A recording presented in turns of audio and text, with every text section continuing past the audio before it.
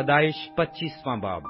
और इब्राहिम ने फिर एक और बीवी की जिसका नाम कतूरा था, और उससे जमरान और युक्सान और मेदान और मिद्यान और इसबाक और सूख पैदा हुए। और युक्सान से सिबा और ददान पैदा हुए, और ददान की औलाद से असूरी और लतूसी और लूमी थे। और मदियान के बेटे ऐफा और इफर और हनूक और अबैदा और अलदुआ थे। ये सब बनी कतूरा थे। और इब्राहिम ने अपना सब कुछ इसहाक को दिया, और अपनी हरमों के बेटों को इब्राहिम ने बहुत कुछ इनाम देकर अपने जीते जी उनको अपने बेटे इसहाक के पास से मशरिक की तरफ, यानी मशरिक के मुल्क में भेज दिया।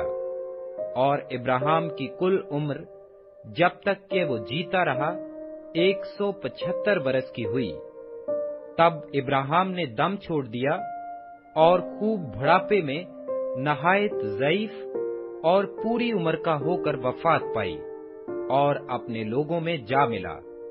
और उसके बेटे इसहाक और इस्माइल ने मिकफीला के गार में, जो मिम्रे के सामने हती सोहर के बेटे इफ्रून के खेत में है, उसे दफन किया। ये वही खेत है जिसे इब्राहिम ने बनी हद से खरीदा था। वहीं इब्राहिम और उसकी बीवी सारा दफन हुए। और इब्राहिम की वफात के बाद खुदा ने उसके बेटे इसहाक को बरकत बख्शी, और इसहाक बेरलही रोई के नजदीक रहता था।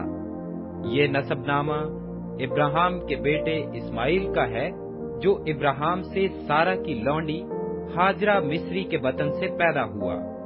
और इस्माइल के बेटों के नाम ये हैं। ये नाम तरतीबवार उनकी पैदाइश के मुताबिक हैं।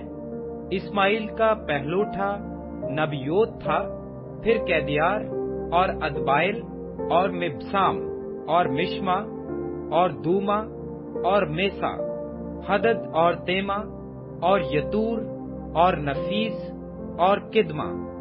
ये इस्माइल के बेटे हैं। और इन्हीं के नामों से उनकी बस्तियां और छावनियां नामजद हुईं। और यही 12 अपने अपने कबीले के सरदार हुए। और इस्माइल की कुल उम्र 137 बरस की हुई, तब उसने दम छोड़ दिया और वफात पाई, और अपने लोगों में जा मिला।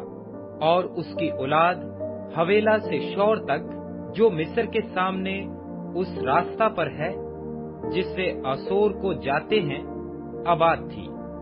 ये लोग अपने सब भाइयों के सामने बसे हुए थे।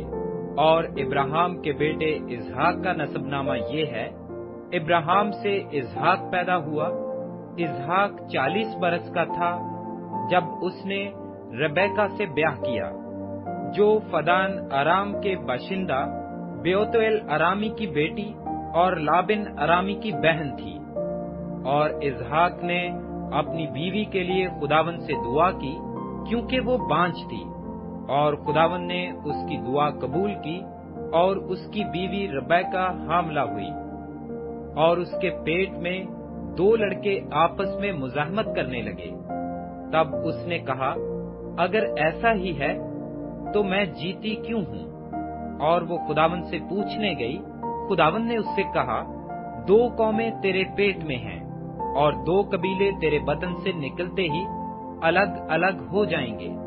और एक कबीला दूसरे कबीला से जोरावर होगा, और बड़ा छोटे की खिदमत करेगा। और जब उसके वज़े हमल के दिन पूरे हुए, तो क्या देखते हैं कि उसके पेट में तुआम हैं। और पहला जो पैदा हुआ तो सुर्ख था, और ऊपर से ऐसा जैसे पश्मीना, और उन्होंने उसका नाम एसौ रखा। उसके बाद उसका भाई पैदा हुआ, और उसका हाथ यीशु की एड़ी को पकड़े हुए था, और उसका नाम याकूब रखा गया।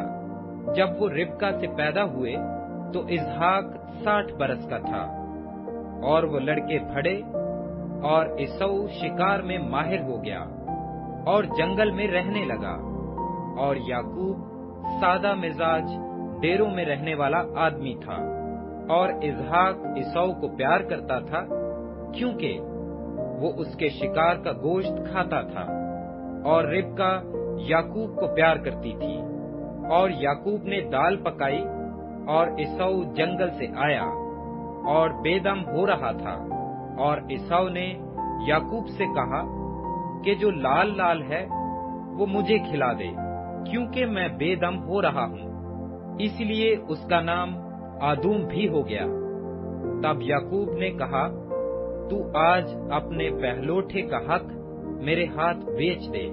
इसऊ ने कहा, देख मैं तो मरा जाता हूँ, पहलोठे का हक मेरे किस काम आएगा। तब याकूब ने कहा कि आज ही मुझसे कसम खा।